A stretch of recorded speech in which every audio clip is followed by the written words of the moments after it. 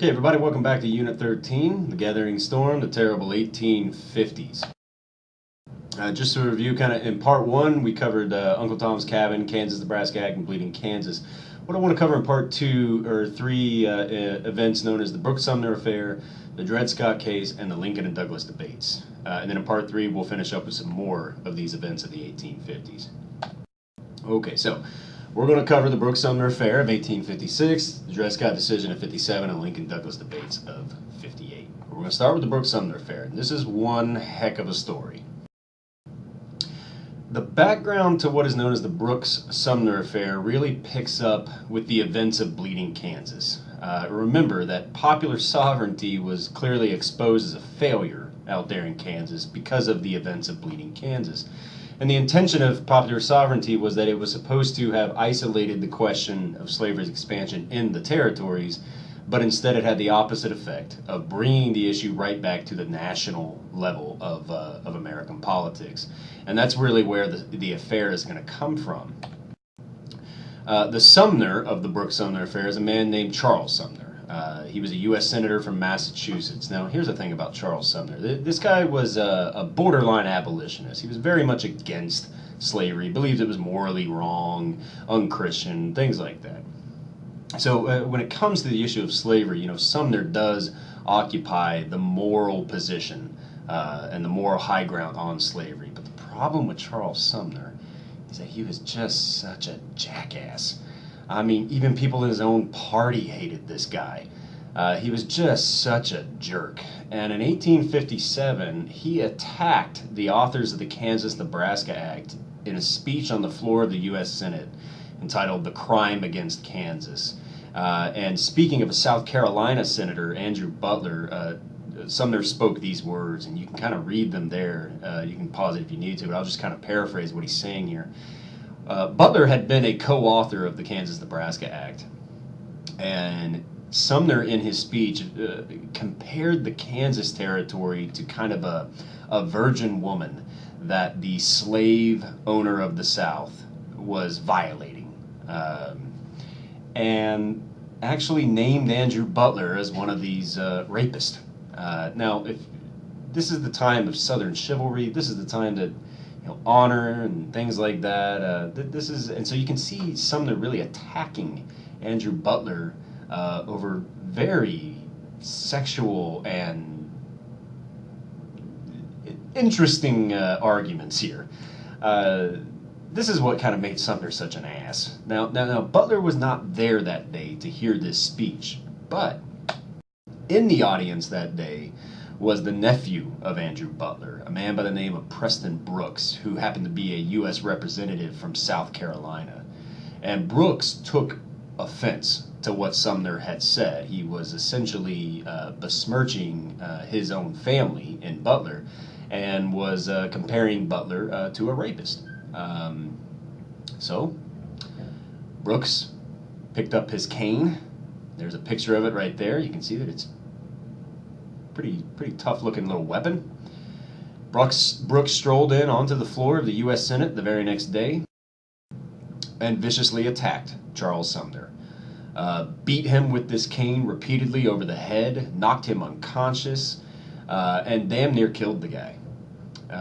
Sumner was pulled off of the floor of the Senate unconscious. He did recover from his wounds, but the psychological scars were immense. It took him about 4 years to finally retake his seat in the U.S. Senate, and he eventually died of complications from the beating he took here at the hands of Preston Brooks. Brooks was censored by Congress, forced to resign. He went home to South Carolina, where he was hailed as a hero. Women were sending him canes, telling him to go back to Congress and beat somebody else up, and South Carolina reelected him and sent him right back to the House of Representatives. So this was known as the Brooks-Sumner Affair, and the reason it was significant is that this affair and event really cemented negative stereotypes that both North and South had of one another. The South looked at what happened to Sumner as that's what he deserved. He's running his mouth. They look down upon us. They think we're all backwards. And then he got what he deserved. And so the South's negative stereotype of the North was really reinforced here through what Sumner had done leading up to his beating. The North, however, had their stereotypes of the South reinforced. The negative stereotype that Southerners are always quick to fly off the handle, that they resort to violence rather than argument, and that you just can't say anything about slavery around Southerners without this happening. Now, these were stereotypes each side had of one another, but the affair was significant because it just reinforced these negative stereotypes that both North and South had of one another. And one more aspect of why the North was so angry about this, Sumner had done nothing wrong except for just used kind of some vulgar language in a speech. He had not violated anyone's rights. He'd done nothing violent. What he was actually doing was exercising his freedom of speech on the floor of the Senate. And Northerners were really upset about this because for that, he was beaten nearly to death. So this was the Brooks-Sumner affair of 1856. Again, it was significant because it just reinforced these negative stereotypes that both North and South are beginning to form of one another. And it just really just heightened the tensions even more between North and South. Okay, so that was the Brooks-Sumner affair. The next event of the 1850s is perhaps, I rank it pretty high, but it's perhaps the most important event of the 1850s in terms of explaining how the Civil War is going to ultimately come about. And it is known as the Dred Scott decision, and that's where we're going to turn to next. Okay, the Dred Scott decision, this is, in terms of understanding the coming of the Civil War, is by far one of the most important events. It's also one of the most important Supreme Court decisions in our nation's history. So let me kind of give you the background to this Supreme Court case and this ultimate Dred Scott decision. It is a complicated story, it is a long story, so I hope I don't bore you, and I hope you kind of learn something out of this. But the picture you see there on the right, that is Dred Scott. And Dred Scott was a slave that lived with his master, who was an army physician, an army doctor, and he and his master lived in the state of Missouri. Now, throughout the 1840s and the early 1850s, Dred Scott accompanied his master, this army physician, to the Minnesota Territory. Routinely, Scott and his master traveled to the Minnesota Territory in order for his master, who was the army doctor, to kind of check up on the soldiers, the U.S. military soldiers that occupied forts in the Minnesota Territory. Now, the thing here about the Minnesota Territory was that it was part of the Louisiana Purchase, and technically was a free territory, meaning slavery was not allowed here. And that's kind of an important aspect of this case. But routinely, throughout the 1840s, Scott would travel with his master into the Minnesota Territory. And whenever he arrived in the Minnesota Territory, in which they would live sometimes for months on end, maybe even a year at a time, that's not really the problem that was created here. The problem that was created here was when he came back to Missouri.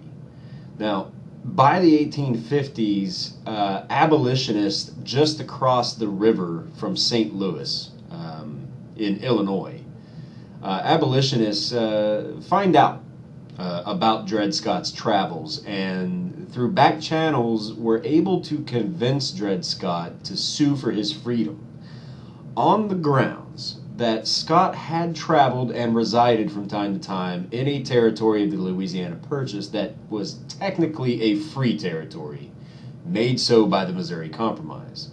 And the arguments they used in favor of his being able to sue for his freedom was that his residency in that free territory should have made him a free man. And the way he then had the ability to sue for his freedom is that whenever he would return to Missouri, he had never consented to become a slave again. So that actually, when he came back to Missouri after living in a free territory, that's where the legal issue comes from. And it's on these grounds that the abolitionists believed Dred Scott had a good case to earn his freedom. Now, why would abolitionists just target out Dred Scott? Were they not looking for other slaves to do this for? Well, Dred Scott's case represented a perfect storm for abolitionists, and they'd always been looking for a case like Dred Scott to be able to challenge in the court system and try to get the Supreme Court to rule kind of in their favor on their side of the argument here. So these are the arguments that Dred Scott is going to ultimately use when he does in fact sue for his freedom in the early 1850s.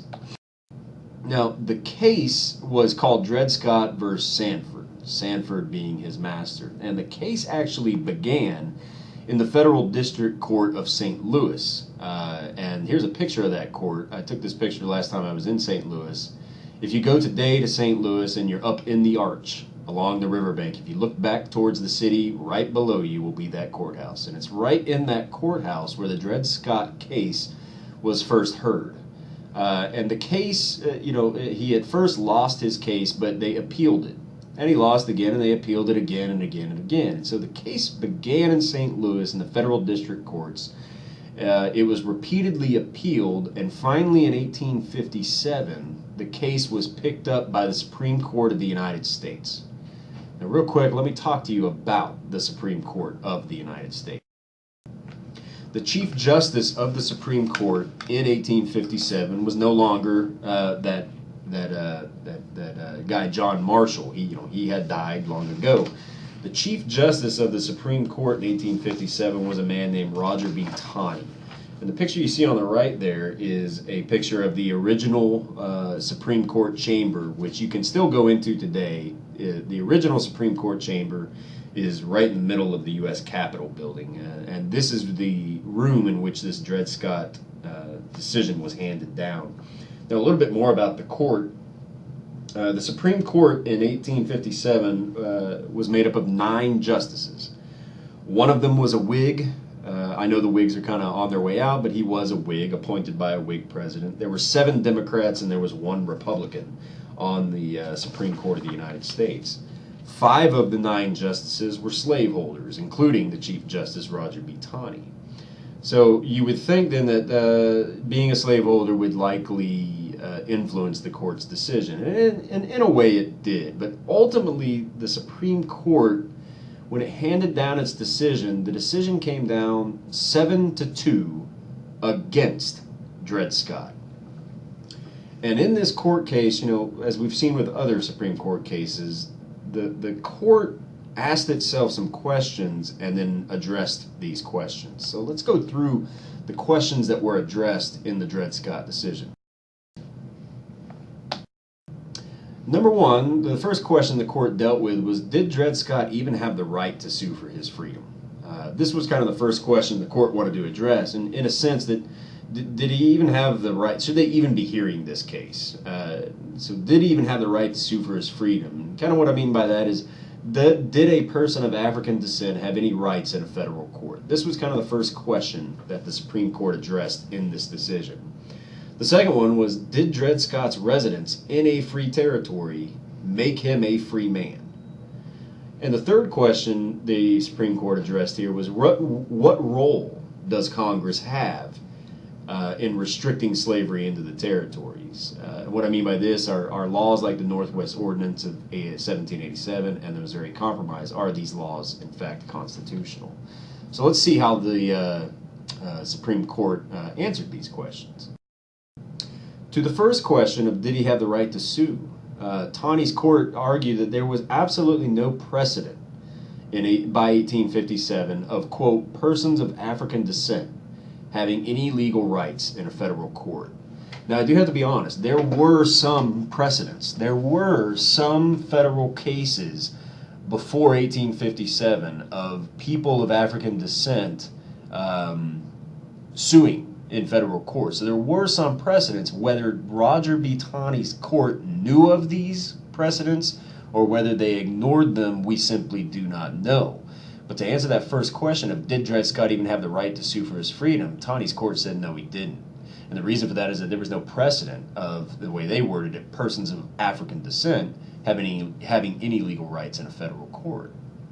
I remember the second question that the court asked itself was, did Dred Scott's residency in a free territory make him a free man? And in the decision, the Supreme Court argued that Dred Scott was not a free man, in spite of living in a free territory. And their argument was because the Fifth Amendment protects a slaveholder's property. Slaves were property, so it's protected under the Fifth Amendment.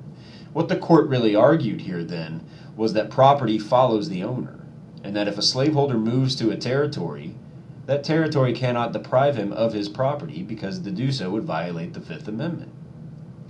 So then remember, then the third question was, what role does Congress play in restricting slavery? Well, the court essentially addressed that question by saying it plays no role. That laws and measures such as the Northwest Ordinance of 1787 and things like the Missouri Compromise line are unconstitutional. This was the Dred Scott decision, and this thing had an enormous impact. So, what was significant then about this Dred Scott decision? What's the moral of this story? What should you take away from this? Well, there are a lot of things going on here. Some very, very important aspects. First thing that you should understand in terms of significance of this decision, it concerns the first question of, did people of African descent have any rights in federal courts? Well, the court said no, and so this court case actually resulted in life for free blacks that lived in the United States. Their lives were now very shaky and very uncertain, meaning that they did not know if they had any rights or if they were protected by federal law. It made life for free blacks in the United States very uneasy and would remain so until the passage of the 14th Amendment of the U.S. Constitution. The other reason this Dred Scott decision is significant is that this decision was seen and viewed by Southerners as a 100% vindication of their side of the argument concerning slavery's expansion into the territories. You saw the court's decision that the Fifth Amendment protects a slaveholder's property and that property follows the owner. That was the argument of John C. Calhoun in his 1847 Senate resolutions. That was the argument of principle made by Southerners beginning at that time period. And here was the Supreme Court 100% vindicating that side of the argument. So really what the court was saying here then is that all the territories must be open to slavery.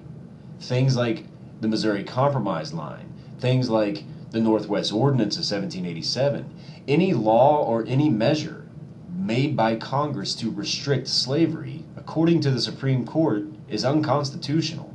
It cannot be done because it would violate the Fifth Amendment rights of a slaveholder. So then the other reason this Dred Scott decision is significant is that the North and the population of the free states were livid over this decision. They were incensed over this decision, and they began to flock in large numbers to the ranks of the Republican Party, who had, as we'd already seen, come about in 1854 in opposition to slavery's expansion. Well, the Dred Scott decision is, of course, allowing slavery to expand into any of the territories. So the Republican Party, after the Dred Scott decision, began to let it be known that if you vote for them, they will work to overturn the Dred Scott decision. And Northerners, as a result of this decision, began flocking to the ranks of the Republican Party. And the party went from a very small grassroots movement to a very legitimate third party. Now, there's one more reason it's all significant, and it stems from that last part there. You know, Southerners sat here and watched all this happen. They believed that they had won the side of the argument, that the case was closed. But they begin to see Northerners flock to the ranks of a party that is telling them that they would like to overturn the Dred Scott decision. So what Southerners are actually hearing here, coming out of the Republican Party, is that by overturning the Dred Scott decision and restricting slavery's expansion, they're hearing the Republican Party basically say they want to violate the constitutional rights of slaveholders. And for Southerners, that was simply too much. Because Southerners began to argue, if the Republican Party is willing to overturn the Dred Scott decision and violate our Fifth Amendment rights inside the territories, my God, what else will they do? So you can see here that the Republican Party is beginning to take on aspects of this sectional rift that is causing Southerners to view this Republican Party as a possible threat, as something that's possibly dangerous if it was ever to take control of the government.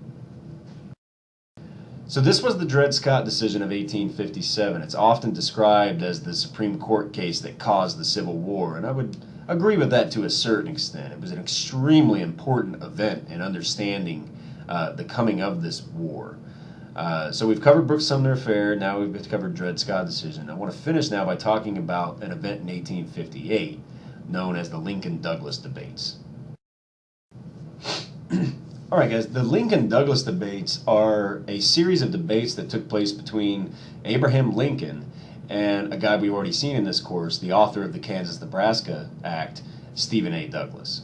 And these debates are often misunderstood. I think a lot of people think these debates were for the presidency of the United States, and that's not true. These debates occurred in 1858. And in 1858, the nation was having midterm elections for Congress. And Stephen A. Douglas was a U.S. Senator from Illinois, same home state as Abraham Lincoln. And in 1858, his seat in the U.S. Senate, Douglas's seat in the U.S. Senate, was up for re-election. So in 1858, Douglas is running for re-election. And in 1858, Lincoln, who's a Republican, is going to try to challenge Douglas for his senatorial seat. So these were not debates for the presidency of the United States. They were debates for one of the two Senate seats from the state of Illinois. And they're going to occur in 1858. And the way they came about were actually rather interesting. You know, Douglas is by far the most famous politician of the day. And he, during 1858, was traveling around the country, giving speeches, running for re-election. Now, a guy like Abraham Lincoln was relatively unknown. Even in Illinois, it was relatively unknown, to say nothing of not many people in the country knew who this guy was. But Lincoln decided to challenge Douglas and to a series of debates. And at first, Douglas said, "No way, I don't need to debate you." Because Douglas was really in no danger of losing his seat, so why debate Lincoln? Nothing good could come of this. So what Lincoln actually did was he followed Douglas around the state of Illinois. And whenever Douglas was done giving a speech, Lincoln would run up onto the stage and deliver his counter speech to everything Douglas had said. And this really started to anger Douglas. And Douglas asked Lincoln to stop, and Lincoln said, "I'm not going to do it unless you agree to a series of debates." And that's how the debates came about. It was going to be a series of 7 debates. They go down in history as probably the most famous debates in American history.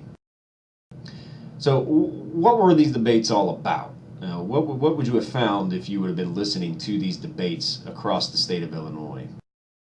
Well, these debates centered largely upon the Dred Scott decision versus the idea made famous by Stephen A. Douglas of popular sovereignty. You remember that we have the Dred Scott decision now, in which the Supreme Court is essentially saying that all the territories must be open to slavery.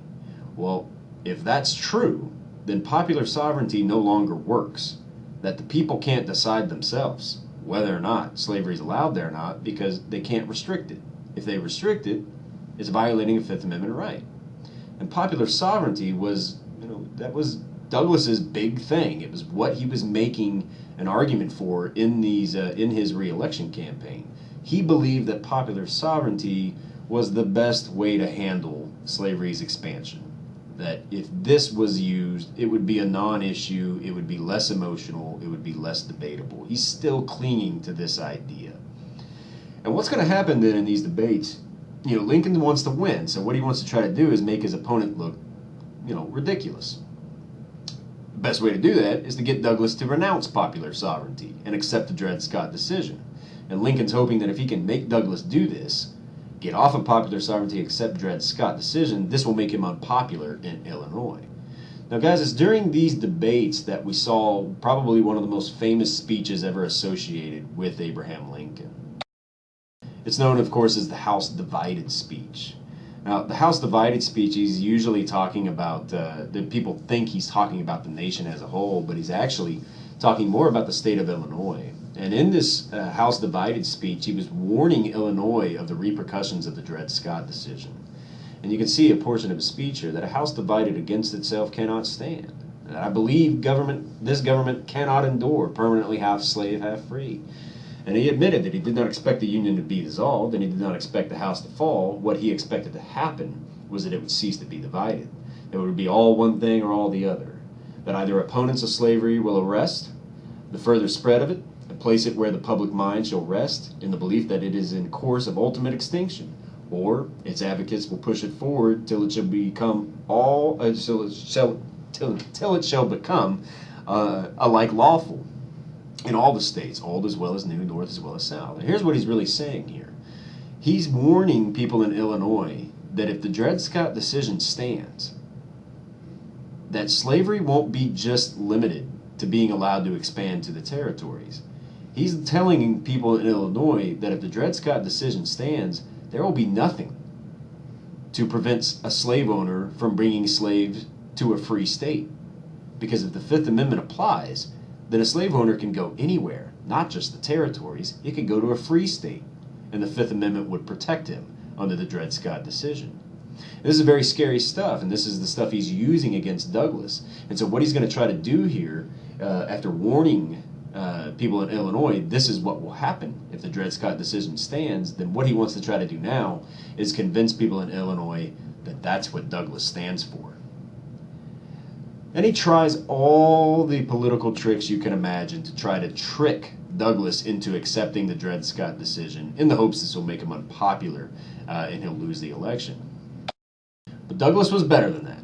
Douglas was a pretty smart politician himself, and Douglas in these debates was able to maneuver around Lincoln's trap by coming up with what is known as the Freeport Doctrine. Okay? And what the Freeport Doctrine was is this was kind of Douglas's way to keep the idea of popular sovereignty alive. And his response then to Lincoln stated that despite the Dred Scott decision, slavery could be prevented from any territory if the people of that territory living in it refused to pass any laws favorable to slavery. Likewise, if the people of a territory supported slavery, legislation would provide for its continued existence. So what he was essentially saying here is that people that go to a territory, they can still decide for themselves. But if they don't want slavery, he's essentially saying, don't make any laws that restrict it. Don't say anything about the restriction of slavery. Because if you do that, that'll anger the South, that'll bring up the Dred Scott decision. But if you pass no laws concerning slavery, he's saying that slave owners will see it as too dangerous, too risky to move here because they don't know if their slaves will be protected under the law. So this was the Freeport Doctrine. This is just kind of a convoluted way around Lincoln's trap. And it really made Douglas stick firm to this idea of popular sovereignty. This was the way he kept that idea alive in spite of the Dred Scott decision. Okay, so these debates, this is what you would have found. It was all debates over the Dred Scott decision versus popular sovereignty. And Lincoln's trying to trap Douglas, make him unpopular, put him on an unpopular position of Dred Scott into accepting the Dred Scott decision, and put him on, that would make him unpopular and unelectable to many people in Illinois. Now, in the end, Douglas maneuvered around this. And the people of Illinois agreed more with this Freeport Doctrine than accepting the Dred Scott decision.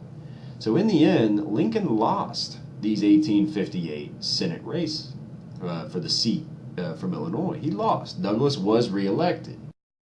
But the debates were significant, though. That even though Lincoln lost, there was some significance here. Here's what it was. Because Douglas was still supporting the idea of popular sovereignty and found a way to keep that idea alive through the Freeport Doctrine, he is now seen by the South as no longer a viable candidate for president. And what I mean by that is the South they're armed now with the Dred Scott decision. They have that on their side. They don't need something like popular sovereignty. And if they're going to vote for somebody for president, it needs to be somebody that accepts this Dred Scott decision. Because to them, that was the end-all be-all. That was their 100% victory. And here you have Douglas in these debates kind of alienating himself from the South because he will not endorse Dred Scott decision, and he's still sticking to this idea of popular sovereignty. The other reason the debates were significant concerns Abraham Lincoln. Lincoln's involvement in these debates and the fact that he is taking on the most famous politician of the day. And these debates, while just for the Senate seat in Illinois, they're discussing national issues. It's almost like a national debate going on here in the 1858 Illinois Senate race. And what happens here is that since Lincoln took on Douglas and held his own pretty well, Lincoln has now gained national attention. And he begins to climb the ranks of the Republican Party. Northerners are now looking at him as a possible leader of the Republican Party down the road. He has national attention now. But that's a double-edged sword, because Southerners now know who he is. And they understand that he is against the spread of slavery, and that above all, he seeks to overturn the Dred Scott decision. Now, nobody in 1858 thought Abraham Lincoln was going to be president, but Southerners are now very aware of him. They know who he is and what he stands for. Now, nobody thinks he's going to win a presidential election, but if he does, Southerners know who this guy is, and more importantly, what he stands for. Alright guys, so this concludes Part 2 of Unit 12. In Part 3, we're going to discuss how the growing sectional rift finally erupts. Things are going to really pick up steam in Part 3 because we will see things are about to get pretty violent.